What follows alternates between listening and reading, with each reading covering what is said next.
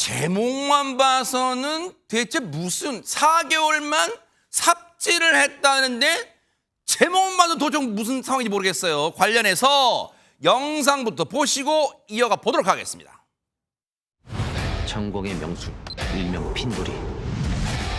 건축과 공무원만 30년 했어요. 이놈은 굴착 담당 큰사. 오케이. 자, 뭐 해봐.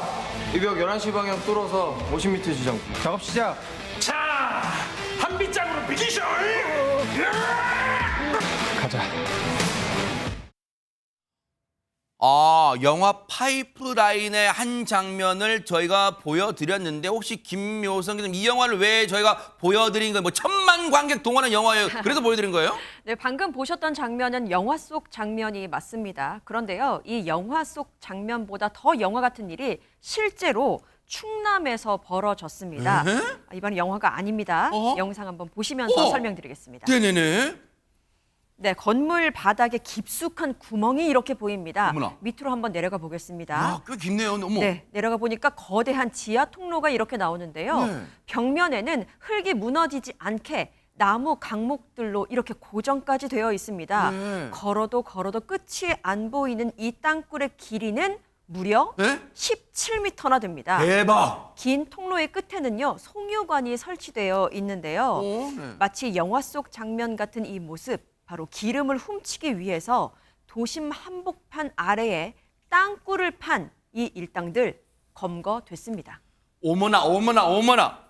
지금 얘기 듣고 저희 귀를 의심하시는 분 많으실 거예요. 귀를 쳐주면 해외에서 일어난 일이 아니라 지금 우리 대한민국에서 일어난 일이라고요? 영화 같은 일이 우리나라에서 일어났어요. 세상에. 이게 도둑질을 하려고 저렇게까지 머리를 굴리는지 이해는 못하겠는데 와. 더 황당한 건 저 땅굴 위가 어떤 도로인지 아세요? 뭔데요? 저 땅굴 위가 천안 도심의 한복판이고요. 어머나? 하루 평균 2만여 대 차량이 통행하는 도로 밑이에요. 지금. 세상에. 그러니까 도로 밑에 지금 4차선 도로 바로 아래에 저런 땅굴이 지금 만들어진 건데요. 어머, 지금 이렇게 돼 있나 봐요. 어머. 예, 그렇습니다. 저렇게 4차선 도로 밑에 땅굴을 판 건데 지금 땅굴 규모가요. 건물 1층의 기준으로 1층에서는 지하 4m 아래로 돼 있고요.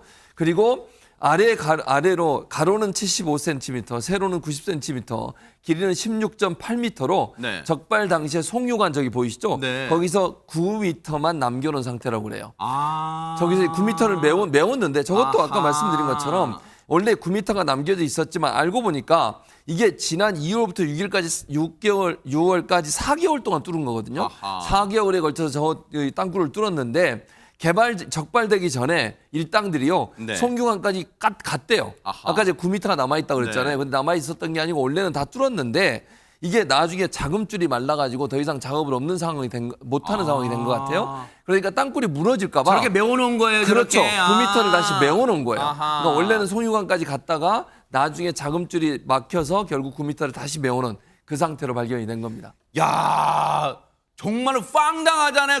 기가 막히기도 하고요. 어떻게 4차선 도로 아래 저 땅굴을 뚫을 생각, 어처구니없는 생각을 했을까요? 관련 얘기 들어보시고 이어가 보도록 하겠습니다.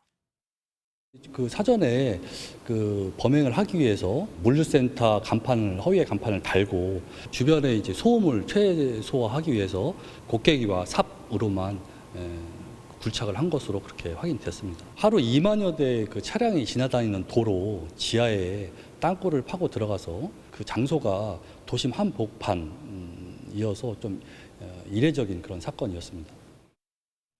진짜 어처구니없고 황당하고 이례적이에요. 혹시 들킬까봐, 주변에 들킬까봐, 소리가 날까봐 삽과 곡괭이와 삽으로 팠다는 거예요. 17m를. 네, 기름을 훔치기 위한 도둑꾼들의 이 작전, 그야말로 007 작전을 방불케 했는데 제가 다시 한번 순서대로 설명드릴게요. 네. 일단 이 2층짜리 창고를 빌렸습니다. 네. 그리고 여기는 냉동 저장 시설로 위장을 해요. 그리고 밖에는 물류센터로 걸어 놓습니다. 자, 그 다음에 지하 4m로 땅굴을 팠고 그 다음에 길이 17m가량을 파고 들어갔는데 이게 겉은 위장을 했는데 소리가 나잖아요. 네. 그래서 앞서 말씀드린 것처럼 소리가 나지 않게 하기 위해서 삽과 곡괭이만으로 17m를 빠고 들어갔고요. 여기까지만 들어도 영화 시나리오나 가능하지 이게 정말 말이 돼 하는데 이게 네. 가능했던 이유, 이들이 바로 이 분야 전문가였기 네? 때문입니다. 일단 이 50제 총책은요, 동종적과로 이미 복역을 했고 교도소에서 출소하자마자 또다시 범행을 저지른 겁니다. 게다가 이 기술자와 현장 관리책 2명은 과거 한국석유공사에서 일했던 즉